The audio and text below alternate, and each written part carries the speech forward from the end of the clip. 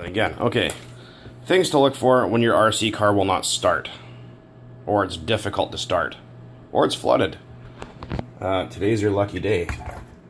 First things first, when you're gonna try to start your RC car, is it needs three things, well, technically four things to run. It needs fuel, air, ignition, and compression. Those are the four things it needs. If one of those four things are missing, it ain't gonna friggin' run. So first, check compression. Does it have compression? Yes, it does. Second thing you gotta check, still not starting. Your glow plug should light up nice and bright, just like that one. That's an idle bar plug for an airplane, but yeah, doesn't matter, just for demonstration. Nice and bright. Third thing is priming and stuff like that. A lot of people, and I'm going to show you how to fix this after, will end up over priming and flooding their engine and breaking their pull starter, yanking their hair out, and freaking out all over the place. And for those of you that like to run the funky colored fuel line that you can't see through, throw that stuff in the garbage. Like this kind of stuff that you can't see anything through, throw it away. It's no good. I mean, yeah, fine, it works, whatever, but if you have clear fuel line like this, there's fuel already in there, because my first video attempt actually failed because I hit the stop button by accident. Freaking stupid me. Anyways, so there's fuel in the tank, obviously.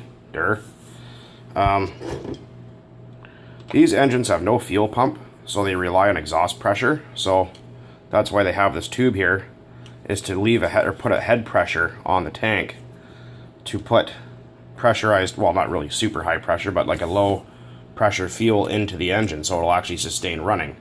Because these engines oftentimes won't really pick up the fuel by themselves, especially the fact that the tank is below the height of the engine. So what you want to do also is make sure that your idle gap is set correctly, like that.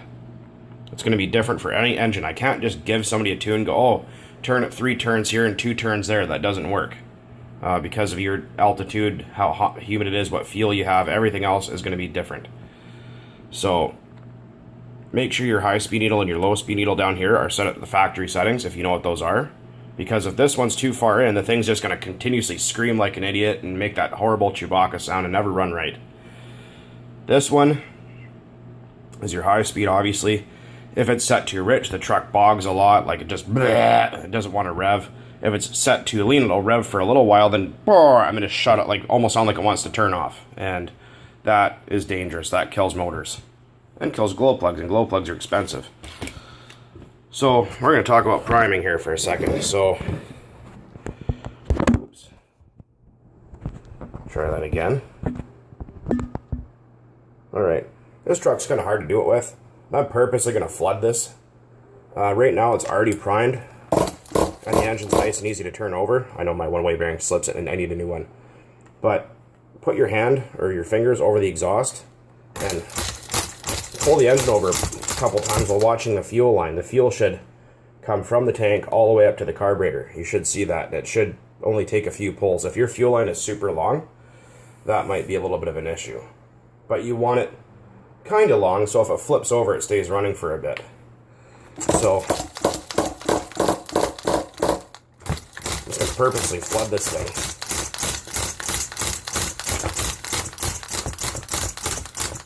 You'll notice the sound of the engine changes and it becomes almost impossible to turn over.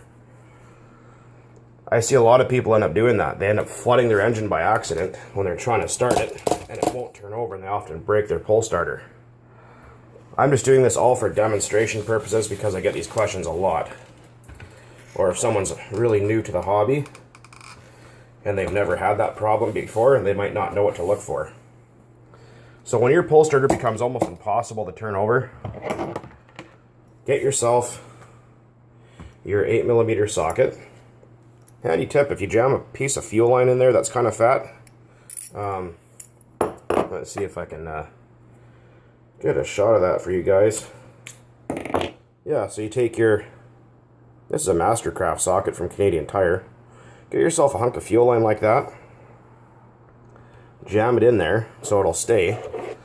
And that way, when you take your glow plug out, that glow plug comes out with your socket. Makes life just a little easier. And I'll show you how to fix a flooded engine really quick if you screw up like I just purposely did. So now that your glow plug's removed, you can just, I mean, depending on how much you really care, but what you can do is make sure you don't lose your O-ring for your glow plug, because those are kind of important. Take a piece of paper towel, kind of stick it in there, flip your truck upside down, pull the cord a bunch of times. See?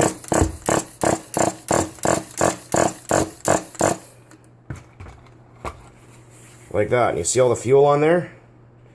Now, I've seen this, and a lot of people have said, oh, it's flooded. Fill it with WD-40. So, fill it with that.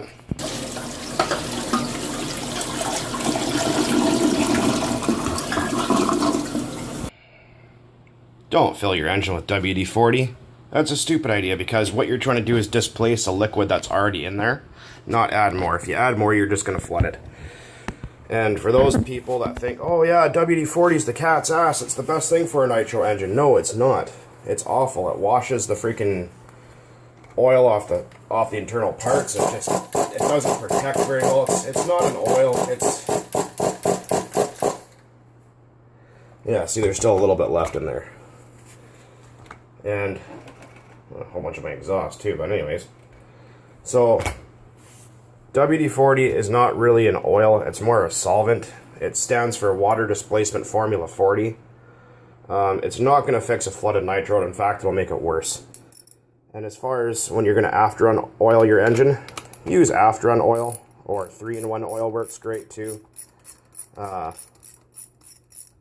know what I mean? Like, WD-40 evaporates over time, it just doesn't protect anything. Use this stuff. This is what I use. This stuff right here is really good. And like I said, you can use 3-in-1 oil. That works good too. So now that we've got it unflooded, still a little bit hard to turn over. That's because I didn't get all the fuel out of there. Make sure our throttle shut. I wonder if it'll start.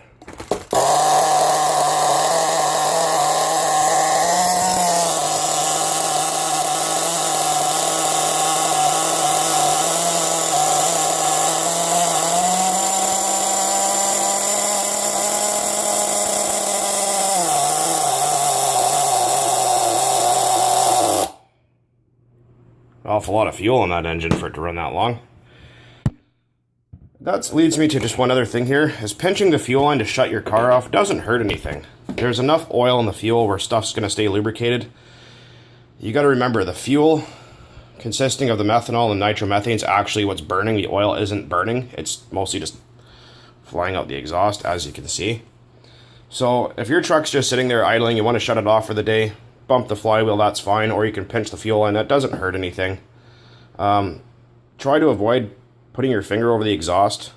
You can if you want. I mean, if it's a runaway situation, the engine is going berserk, then fine, do that. But when you do that, you also force a bunch of extra fuel into your engine, and it's going to be a little bit flooded for next time you go to start it. And it might be a little bit of a pain in the ass. So that's something to look at or not do. The other thing is, when you're putting these engines away, like you're going to be storing it for a couple weeks, couple months, a few years, whatever, burn off everything that's in your tank and burn off everything that's in the engine. So basically what I mean by that is start it, drive it around till it's out of fuel, and try to start the engine a bunch of times until it just won't start. So there's no fuel. Let the engine cool down. Put about 4 drops of after-run oil down here. You could put it down the glow plug hole, it doesn't matter. And spin the engine over a bunch of times. Put the glow plug back in, air filter on, let it sit. The biggest thing that kills these engines that a lot of people do, like I said, they stick their finger over the exhaust to shut the engine off, they leave it sit for months on end. And when you did that, you just poured a bunch of fuel in there, and that fuel absorbs moisture from the air and gets corrosive, which rusts your crankshaft and causes bearings to fail and all sorts of other shit. So that's just something to look at when you're going to be letting these things sit for a while. That's how I've been doing it for many, many years, and I've been in this hobby since 1999, and I've never had engines have any issues from sitting for upwards of around 5 to 7 years. And if you leave fuel sitting in your engine, it could damage it within a few months. So that's just something to keep in mind if you didn't know, but now you do. And knowing is half the battle. G.I. Joe reference if you didn't get that. Anyways, Yeah, so like I said, 3-in-1 air tool oil is fine, or you can use After oil. Just don't put WD-40 in your engines, guys. It's just not good. You're not going to win any battles that way. Trust me, it's worth it to spend a couple bucks on that stuff. Anyhow, that's just a little bit of a video on how to start, or things to look at when your RC car won't start. Hopefully that helps some of you out there. Take it easy.